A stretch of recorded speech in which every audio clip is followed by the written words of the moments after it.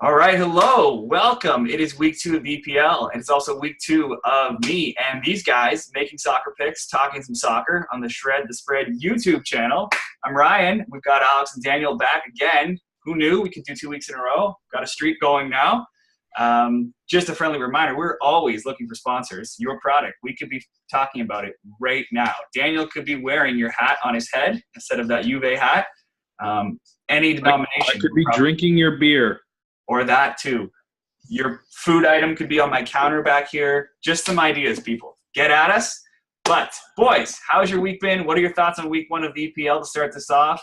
Since Man U started the first game of the EPL season, how about we throw it to Alex and let him kick it off? How's your week going, big guy? And how do you feel about your team? Well, despite Harry Maguire not wearing red this past weekend, we should be very happy about our performance. Pogba stepped up, played really well. I think that if our our center backs can stay fit and stay uninjured, I think we've got a top 4 place. Just looking based on a result last week.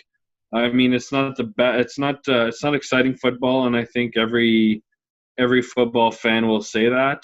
But I guess when push comes to shove, a win is a win is a win is a win. I think Shakespeare said that. Take what you can get. Their odds actually did drop a little bit recently, even though they won. A few other teams had better wins. The odds changed a little bit. Actually went down in their favor. But like you said, a win is a win. Anything else stand out from week 1? Daniel, what about you? Well, there wasn't many surprises in this first matches. Liverpool was very surprised. Well, it was surprising how easily they defeated West Ham. I was probably hoping something more about Pellegrini's boys, but I thought they were going to suffer more. No chances for Pellegrini's team at Anfield Road. Great performance by Liverpool attackers, even though they played very well. The coach just took Mane, took Salah and Firmino out of the field just to rest them. Threw Sturridge in, and he scores. So it's just an amazing team. 20 seconds, huh? 20 seconds in, I think. Yeah. No. It was amazing. There was 5 new players for Manuel Pellegrini's boys, and it doesn't seem to be working well. So there's a lot of work that they need to perform. The rest, it wasn't not many surprises. Chelsea just easily defeated Huddersfield. Tottenham defeated Newcastle, even though they suffer a little bit. And Manchester City just enjoyed the lack of attacking skills of Arsenal. I don't know if you guys want to talk a little bit more about that.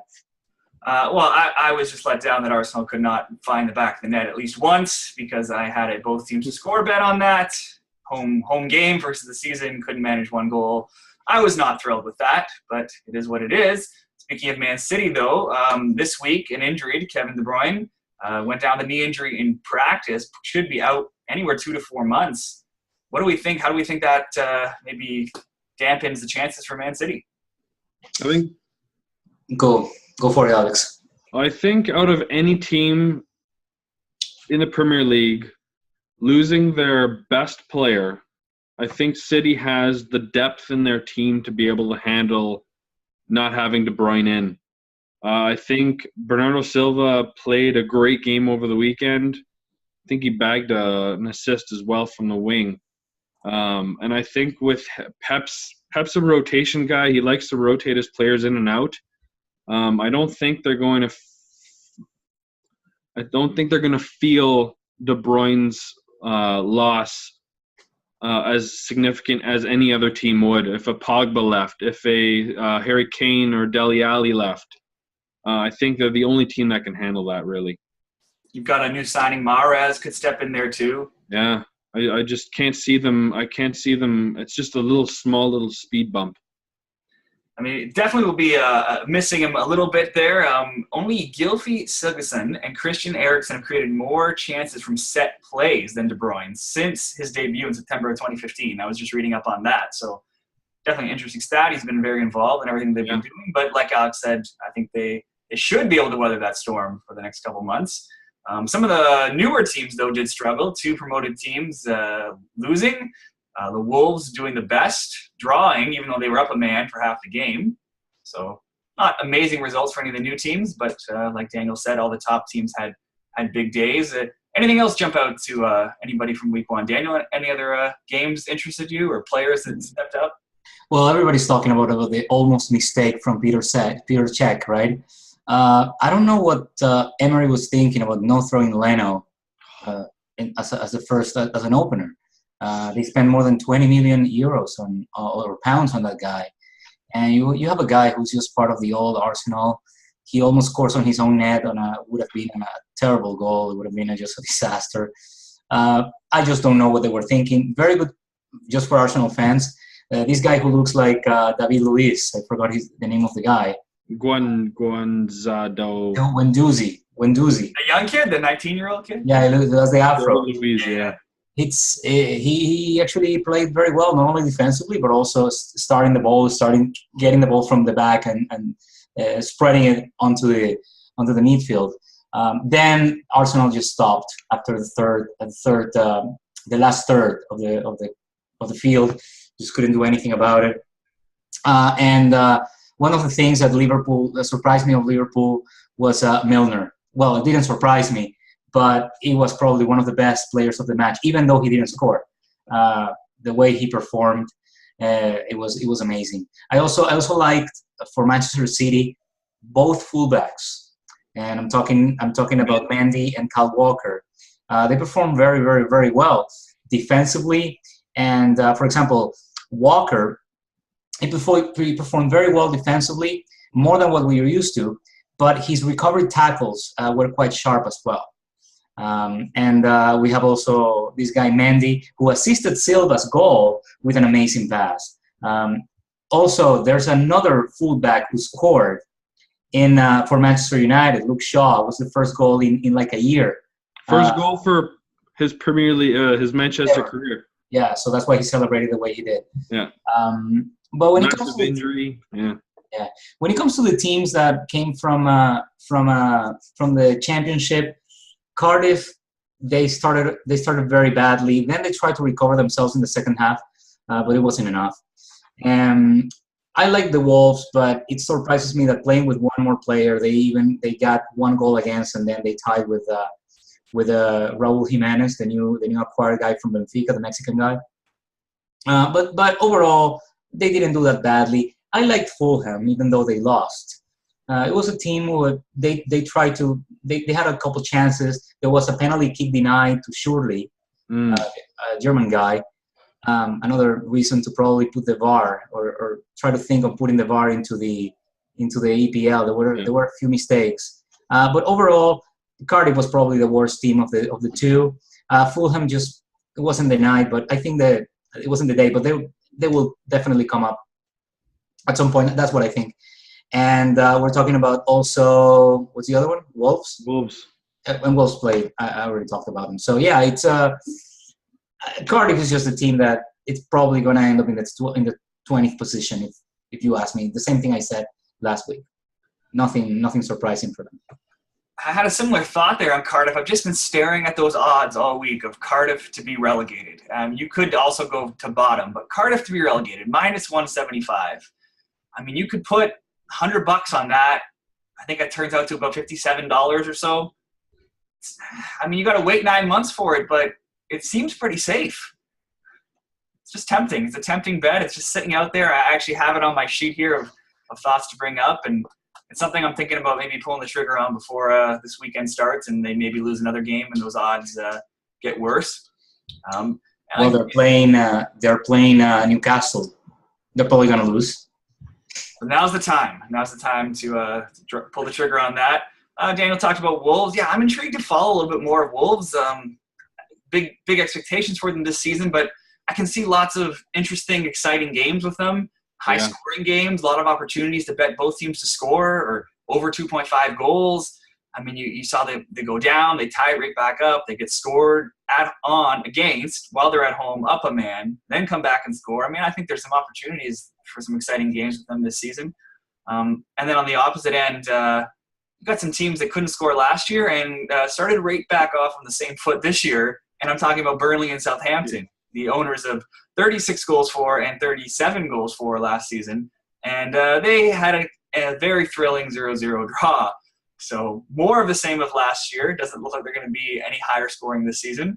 So it'll be intriguing. Just like Wolves could be high scoring games, it'd be interesting to watch maybe some, if you can find some good value on unders bets there. Anything else jump out for you, Alex, before we move on and maybe some EPL picks of the week? Yeah, I think just to have a quick comment on Wolves, they're missing Adama Traore, who came from Middlesbrough, and he's one of the up-and-coming prospects in the Premier League. A lot of teams vying for him, and Wolves eventually got him. He was missing in that game, and I think he would have made a big difference. Strong winger player. I think they could have helped the game go a little bit into Wolves' favor. But then again, Everton was missing Bernard. I think they were missing they're missing another player that I can't remember right now. They had 4 deadline day signings. Mina. Mina. Kumba. Back, right. Yerry Mina. The guy, Yerry Mina, how many goals did he score in the World Cup being a defender? He had an amazing job. Who's missing from Wolves? Is that guy, the winger, is that guy injured or just match? I think it's match fitness, lacks match fitness. Okay. Yeah, and this guy, not to compare video games to real life, but this guy's a prospect in Football Manager, is a prospect in FIFA. And speaking about Everton, I mentioned on the last weekend I criticized Everton for spending £40 million on Richarlison, and he got 2 goals in the first match. So I just better keep my mouth shut about the Brazilian. Good for him. Yeah, another team like Wolves. You're just going off of one game, but could be another team that's exciting. A lot of goals. Both teams. I like Bournemouth. I know they defeated Cardiff, but I like Bournemouth. And well, I'm getting into the second match. He's teasing his bets. So let's go into these EPL bets. So first of all, we have to be full disclosure that the 3 of us sucked in the first week. Nobody had a winning record, but that's why you keep your bets low in the opening weeks before you see how everything shakes out. I know for myself, I was 1-2. I lost 2 units there. I had Wolves. We just talked about that. They couldn't win, playing up a man. I had Liverpool to win and a Man City Arsenal, both teams to score. I also touched on that. 1 more goal from Arsenal, could have won there. So came close, but not good enough.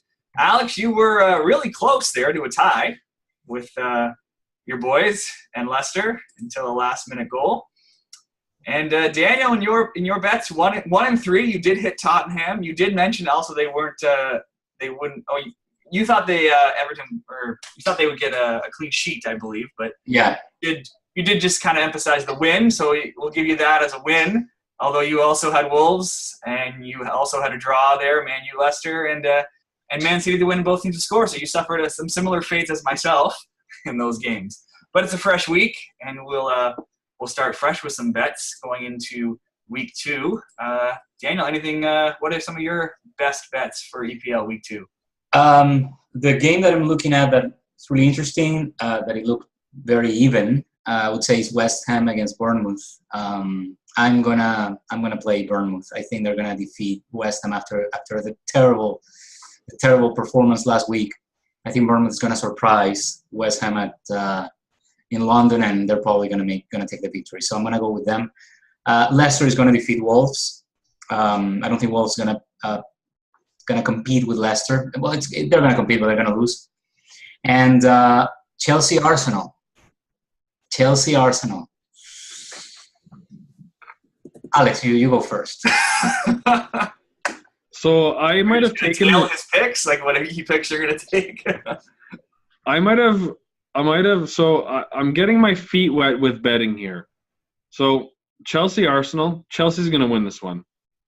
But I bet you both will score goals. I don't know how many. It doesn't matter, I guess, in the betting world. But it'll be both to score. Chelsea will win. Okay. Is that going to be your bet? Chelsea win, both teams to score? Yeah. All right. I think Emery will find a solution, and I'm going to go with Arsenal. Not to digress from the football here, but Emery smokes 80 cigarettes a day, apparently. And Sarri? Yeah. Sarri. Yeah. Sarri smokes it all. Sarri smokes the rest. All the remaining cigarettes of the world is for Sarri. I did not know that, and I don't know how those men are still standing. Yeah, they're smokers. Yeah. And they're gonna smoke more this season. They're gonna smoke more, I think. As the stress piles up. Yeah. So maybe we can have maybe there'll be a side bet over under packs a day. Pretty much. There's got to be a bet out there with that, right? I would look at maybe something like Paddy Power or Bet DSI. They got some crazy stuff out there. Or in the World Cup where everybody, like, there was a guy who put money on Suarez biting someone. Oh, see, that's Got like 70,000 euros. Well, it was one of the last, not this past tournament, maybe the World Cup before or the Euros before. There was some research done that you were statistically more likely to be playing on a soccer field with Suarez and be bitten than you were to jump in an ocean with sharks and be bitten by sharks. So. Absolutely.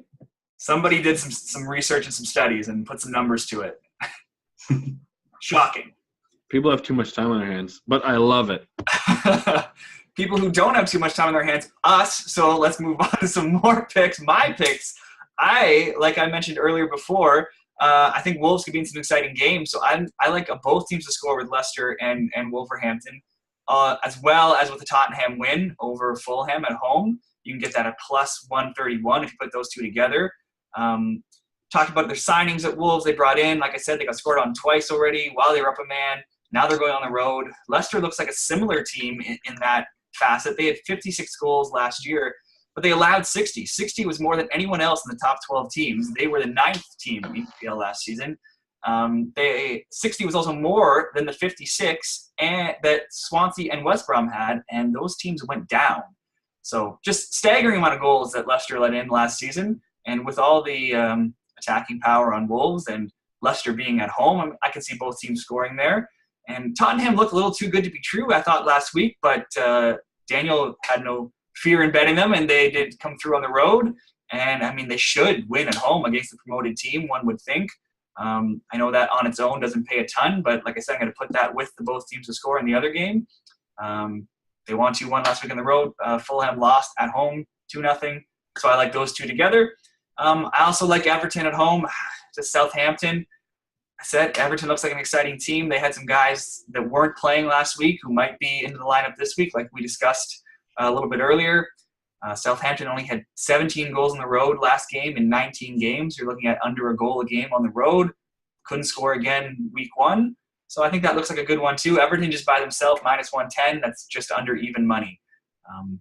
So anybody else have any other EPL thoughts? Yeah, I'll throw out a couple more bets here. All right. So I think that Watford will draw Burnley, and I bet you it'll be a 1-1 game. I don't suspect there'll be many goals going on in that game at all. I agree with you. Want your official pick to be a 1-1 draw or just a draw? A 1-1 or both. 1-1 draw. A 1-1 draw. I'll find you the odds on that. It'll probably pay very well. Yeah. Everton will win. I bet you it'll be a clean sheet for them as well. Official bet, Everton. Oh, yeah. Write it down. Write it down. It's happening. I'm writing it down. I'm going to put one more. I'm going to put one more. Watford. They're going to win. Away. Okay. I'm going for a lot of away teams this week. I don't know. I feel like it's going to be the week of the away teams, except for Manchester City and Tottenham. They're going to win. Always dangerous, those away teams, but great value when they come in. And just a special note here, Vardy can score his 50th goal at the King Power Stadium if he scores this weekend. Oh, really? Yeah. So he got in and he scored.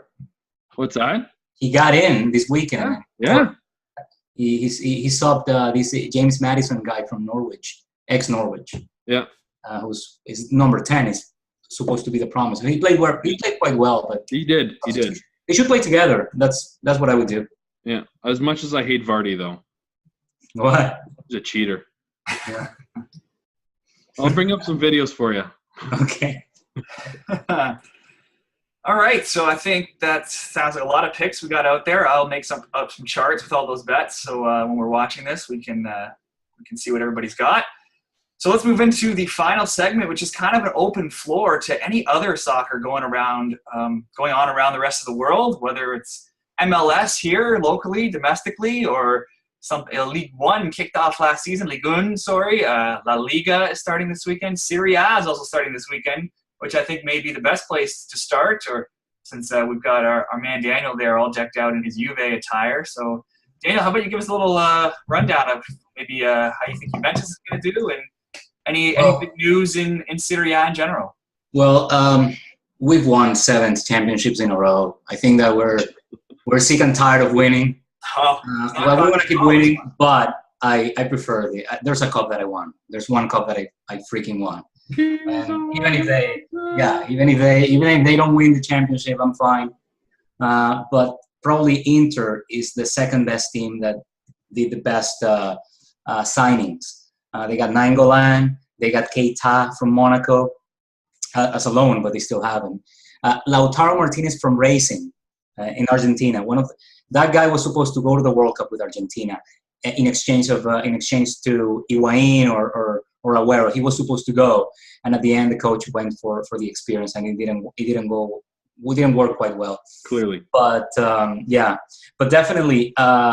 He played in those friendly matches in the International Cup, and he did an amazing job, even better than Icardi. So if there's a team that can compete with Juventus this year, it's going to be Inter.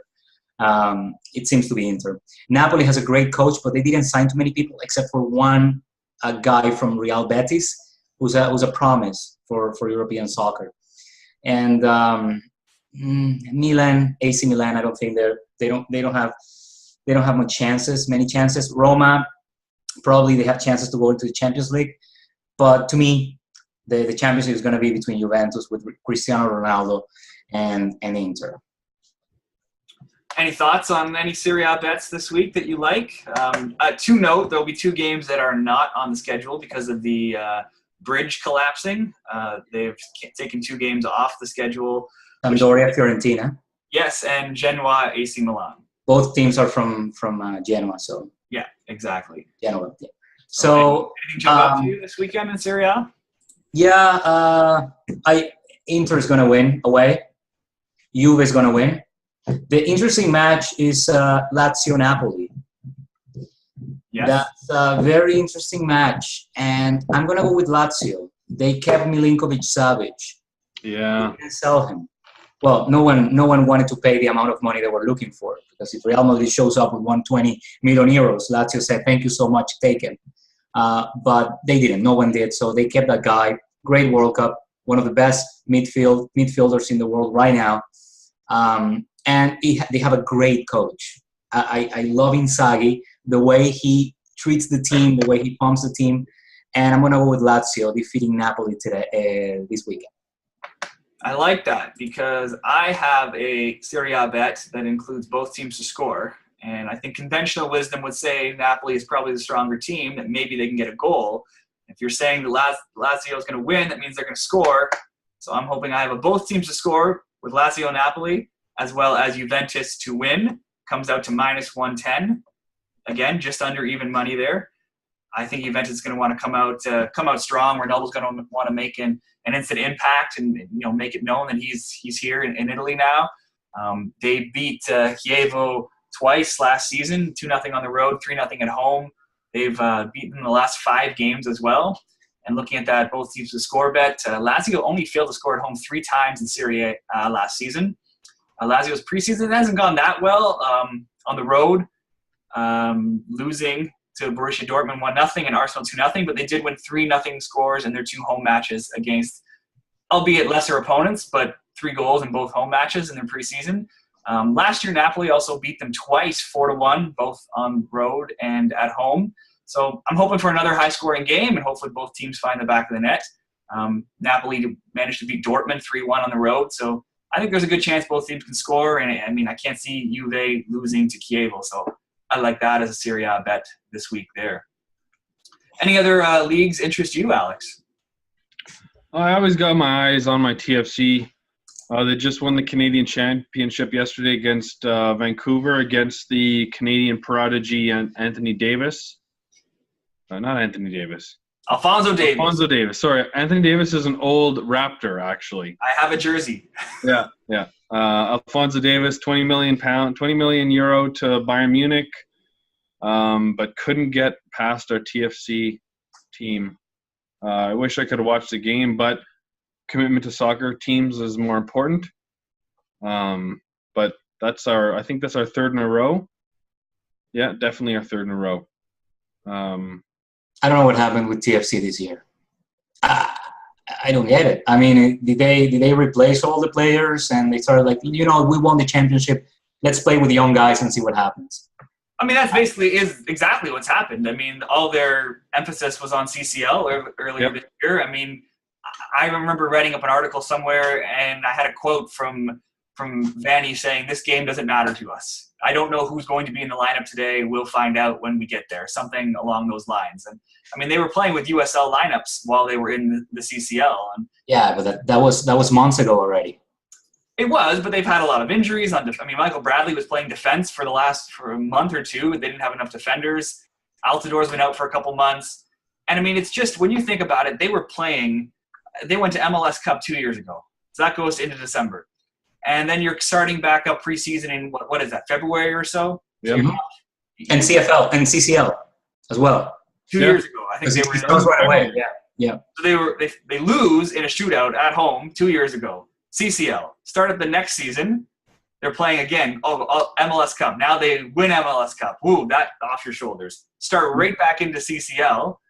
I mean, it's not that shocking. I mean, it's hard to stay up for every match. I mean, it's hard. You see that in the EPL the same way. I mean, nobody's won back-to-back seasons since Man U, almost a decade ago. So yeah, but jumping from champions to losing 12 matches in 23 games and 23 points. I mean, I can understand a 7th place or an 8th place or a 6th place, but we're talking about the 10th place in a conference. Yeah.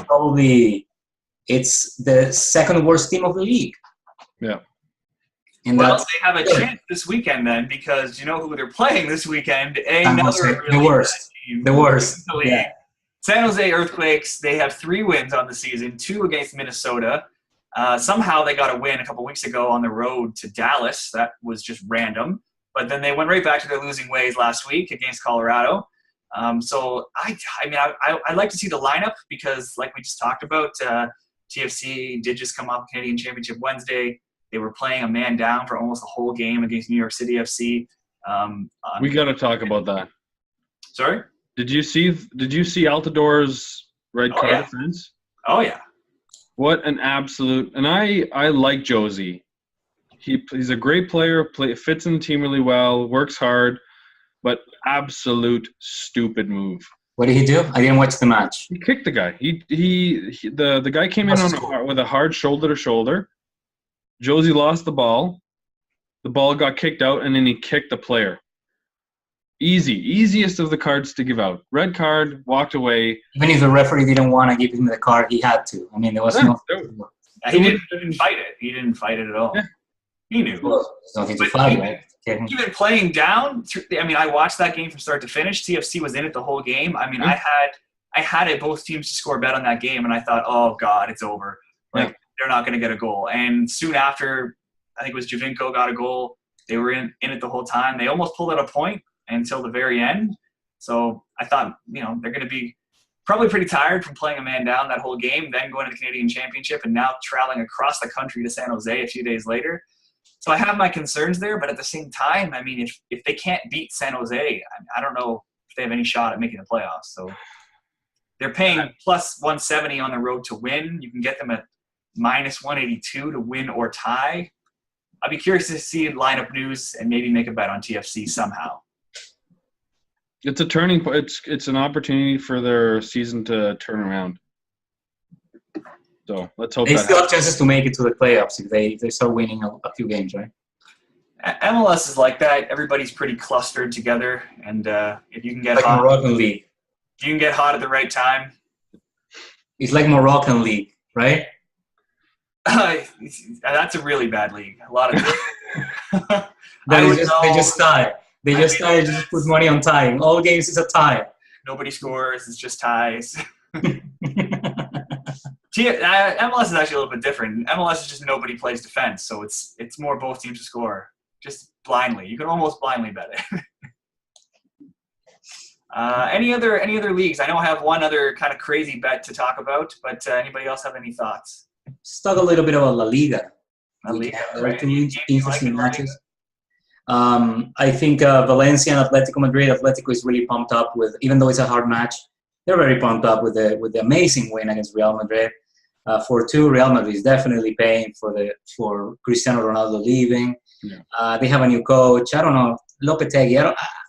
I don't have any. Where did he coach before? Who is this guy? I don't know. Let me look him up. Lopetegui. He's He was supposed to be the Spanish team coach. Yeah. Right. He left, right? He was going to. He got sacked. He got Once sacked. they found out he was taking this job, he got sacked the day before the World Cup. He coached Porto. That was the biggest team that he coached before Spain, between 2014 and 2016. That was a coach. I don't know. He's never been he's never coached in La Liga. Yeah. And he has a very high hill to climb, if you know what I'm saying. And I think Real Madrid's finally gonna pay the prices. To me, the league is between Barcelona and Atletico Madrid.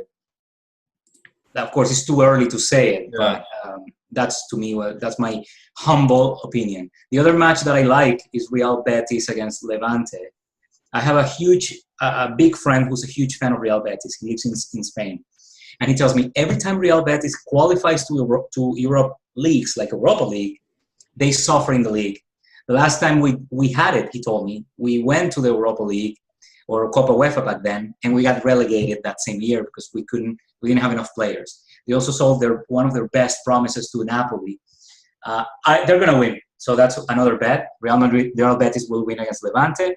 But the rest of the league, I'm concerned about Real Betis because I like the team. I like the fans. Crazy, crazy, crazy fan base. One of the craziest fan base that you're going to find in Europe. All right, I'm putting you down for Real Betis. Bet. Betis.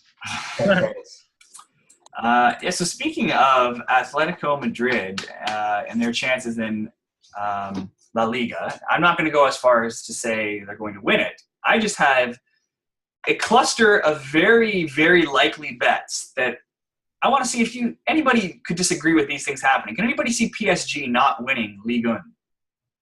All right. Is there any other teams in Ligue 1? There are 19 Well, already. Monaco. Yes. They've No. lost the players. They they sell players off every year. All right, so there's one. So can anybody see Bayern Munich not winning Bundesliga?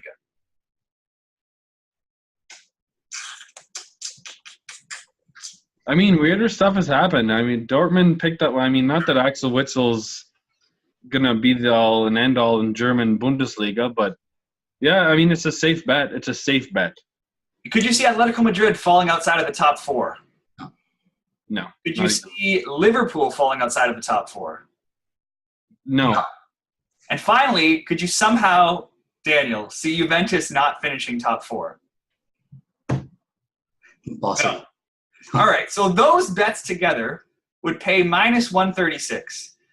So $100 on that bet would pay $73.54. So that's a round number, easy to talk about. So let's say $100, you're looking at a 73% return on investment. You got to sit on that for 9 months, but if you bought a stock and got 70% return, you'd be like praising the Lord. Yeah.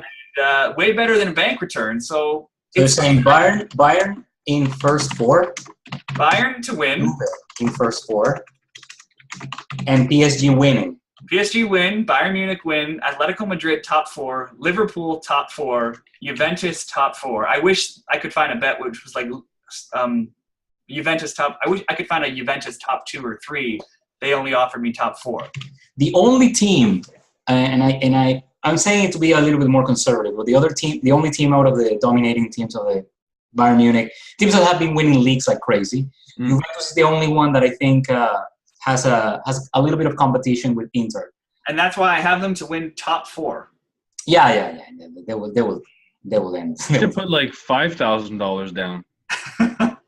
Yeah. I mean, if you have it, yes, you should. Probably. You never know, eh? You never know. You never know what's going to happen. I mean, if for some reason you weren't as high, somebody wasn't as high on Liverpool, you could throw Man City in there instead. You can take Man City top 4. It just pays out way less.